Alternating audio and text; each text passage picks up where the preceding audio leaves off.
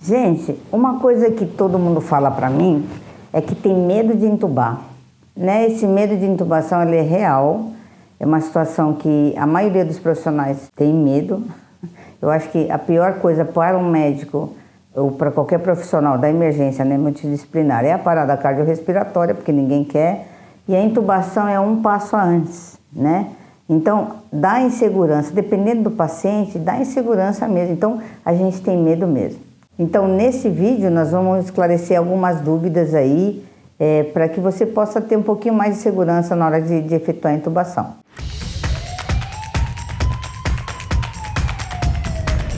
Veja bem, o que eu preciso fazer para me preparar? A intubação orotraqueal, ela é um procedimento que, teoricamente, a gente aprende na faculdade, né, em algumas habilidades, e que no internato a gente desenvolve, e depois a gente tem que estar pronto quando a gente se forma, porque é um ato médico, né, é o que o médico precisa estar apto a fazer para atender um paciente que tem necessidade desse suporte. Então, quais são? Primeiro eu vou falar sobre as indicações de intubação. Quais são as indicações de uma intubação orotraqueal? A mais comum delas, né, obviamente, é quando você tem um quadro de uma insuficiência respiratória, onde você tem necessidade de ajudar esse paciente, mas que todos os procedimentos básicos que você fez não deu certo, né? Então aí você tem que intubar, você tem que ajudar o paciente, porque se você não intubá-lo, ele vai parar de respirar, ele vai fazer um quadro de apneia e aí não é interessante, né? Ele pode até evoluir para uma parada cardiorrespiratória. Então, nesse caso,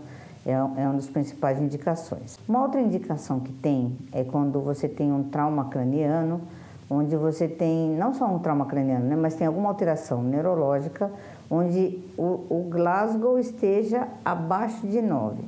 Ué, mudou, Júnior?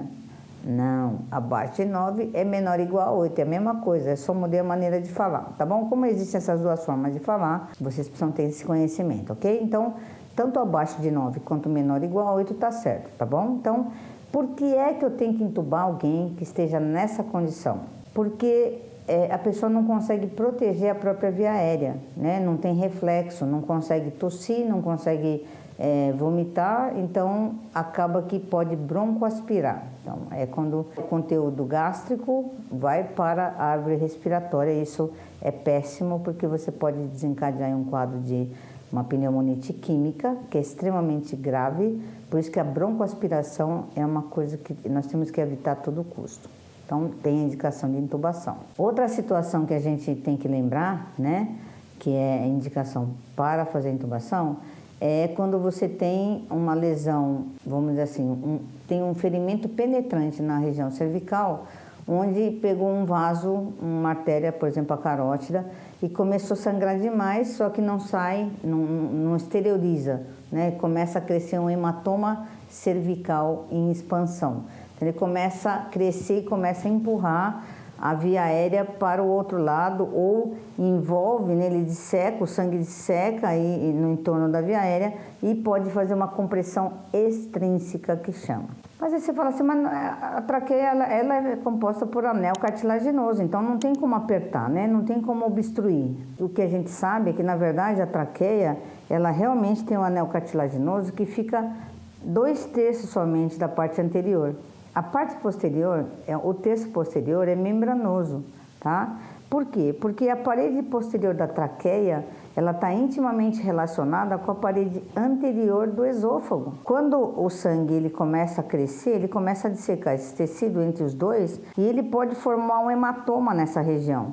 E o hematoma ele faz a compressão extrínseca de fora para dentro, né, na parede posterior da traqueia, onde ele invade a via aérea, né, através de empurrar aí a membrana posterior. E aí eu posso obstruir a via aérea, por isso que eu preciso intubar logo esse paciente, né, principalmente aquele que usa ou algum anticoagulante, ou ele usa um antiagregante plaquetário, que vai dificultar o hematoma, né, a formação de hematoma, e aí ele forma até hematoma, mas depois. Só que antes ele consegue dissecar essas estruturas e aí pode fazer essa diferença. Por isso que a gente tem que intubar logo, tá?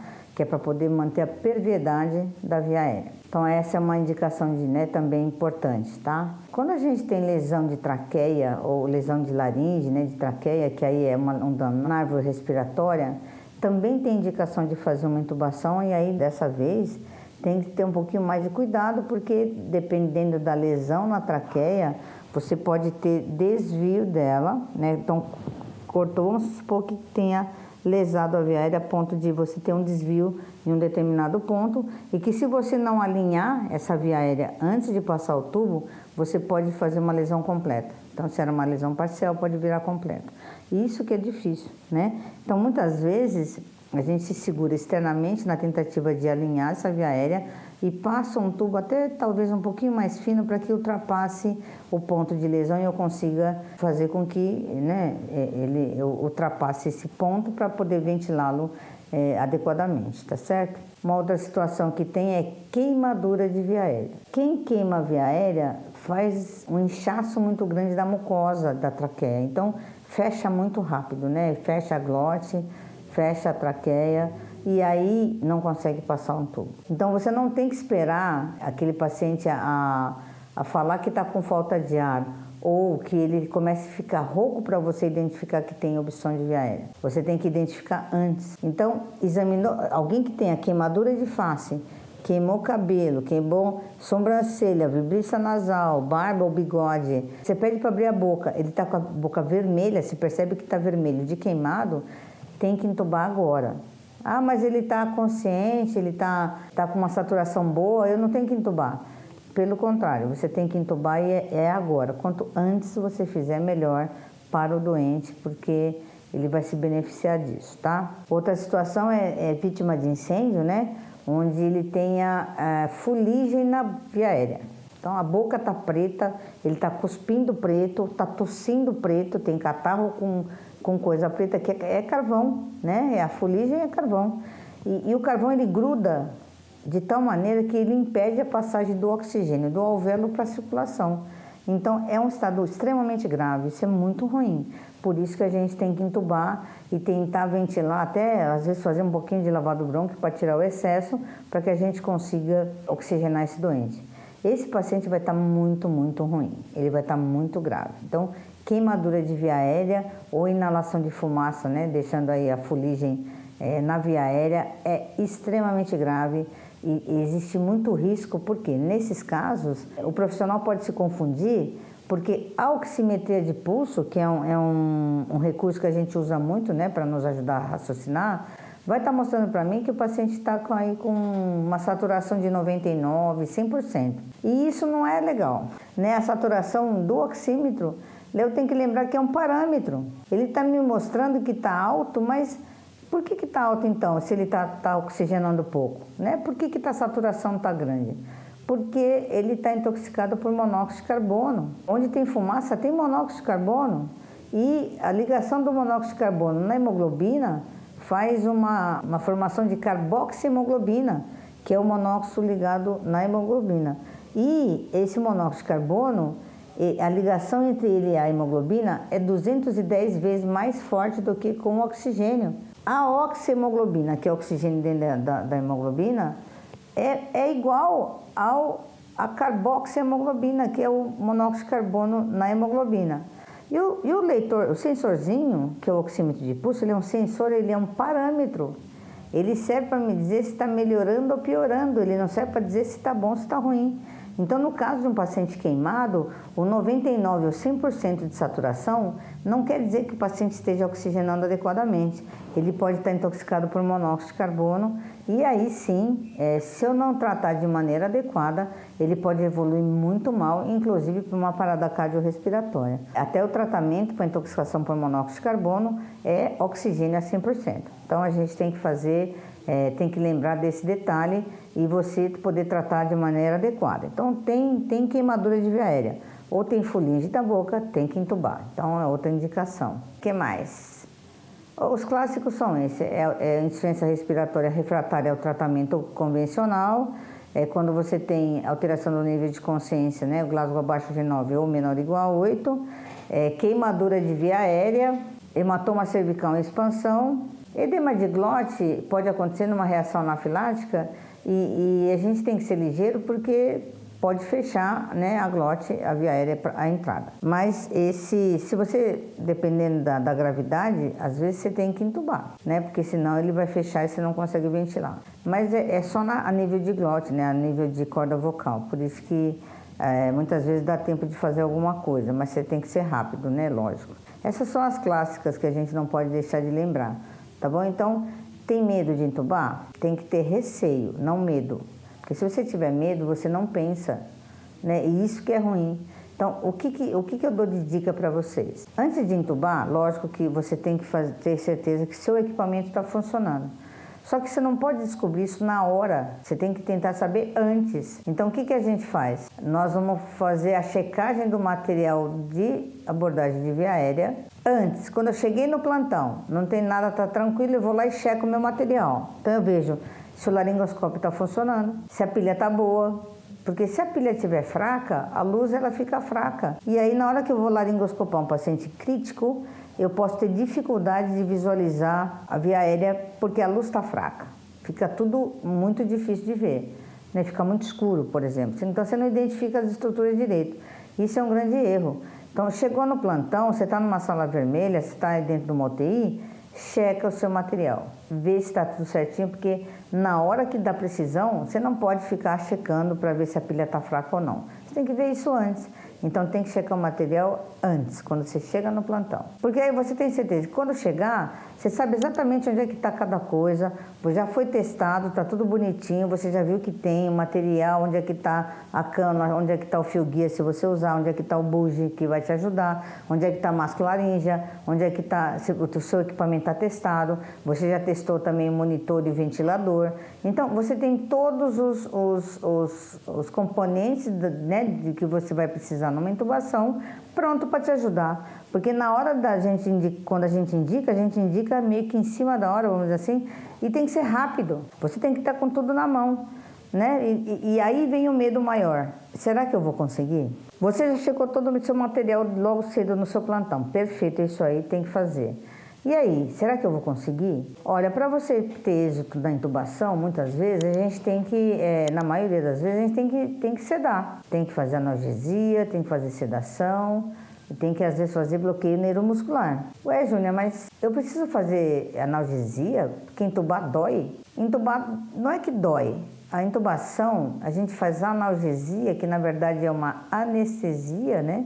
Por quê? A presença do tubo na via aérea é um corpo estranho lá dentro. O corpo reage fazendo o quê? Fazendo com que você tenha acesso de tosse, porque ele está tentando expulsar aquilo que está dentro, né, da traqueia, que não é para estar. Então a tosse é um reflexo, por isso que eu tenho que muitas vezes fazer a medicação sedativa analgésica, sedativa, para tirar esse reflexo, essa sensação de que o tubo está dentro da traqueia, tá bom? Se você tem medo, eu tenho medo, sabe, de usar essas drogas porque eu não tenho tanta experiência, então eu fico insegura de quanto que eu vou usar, né? Qual é a medicação melhor, eu vou fazer o tradicional, a sequência rápida de intubação, quais são as drogas que eu tenho que fazer na sequência rápida de intubação. Então é isso que a gente faz, né? Faz uma analgesia, faz uma sedação, e faz um bloqueador neuromuscular. Ah, mas eu tenho que fazer em todo mundo? Via de regra, a gente tem que fazer. A gente faz em quem? Em quem ainda tem algum tipo de reflexo, onde quando você vai fazer a laringoscopia, o paciente reage, porque tem gente que acha o seguinte, sabe? Acha que porque a vítima está inconsciente, não precisa fazer sedação e nem analgesia, dá para poder entubar direto. E muitas vezes, quando você tenta fazer a laringoscopia, ele reage de alguma forma. A gente tem no nosso corpo algumas situações que a gente faz arco-reflexo. O que é um arco-reflexo? É quando você tem um reflexo que ele é primitivo, então ele acontece independente da sua vontade e que pode, nesses casos, alterar toda uma dinâmica dependendo da situação. Então, é um paciente que está com, por exemplo, bateu a cabeça, tem um traumatismo crânioencefálico, onde tem aí um trauma craniano, que leva a um quadro de uma hipertensão intracraniana. Se o paciente, na hora que você for entubar, ele reagir, essa pressão intracraniana pode aumentar. E aí eu prejudico todo o parênquima encefálico, porque eu vou estar submetendo o cérebro numa situação de gravidade. Então, por isso que eu preciso tomar muito cuidado. Então, tirar as sensações do paciente ela é importante. Às vezes, eu não preciso necessariamente usar todo o arsenal que me foi proposto, ou seja, às vezes eu não preciso usar o bloqueador neuromuscular. Se você fez lá a analgesia e o sedativo, viu que está molinho, fez a laringoscopia, não teve reação e você consegue visualizar a via aérea, entuba o doente. Eu não preciso necessariamente fazer o bloqueador neuromuscular. Mas, se você fez a laringoscopia, na hora que você introduziu a lâmina para poder fazer o movimento, ele reagiu. Esse paciente precisa de um bloqueador neuromuscular, né? Porque ele tem arco reflexo ainda. Então é importante lembrar de fazer. Né? Que a gente costuma fazer. No caso de uma intubação, para um paciente que tem neurotrauma, tem gente que tem medo de fazer, né, o succinilcolina, que é o quilicin, que é para casos que se tenha, teoricamente, uma hipertensão intracraniana.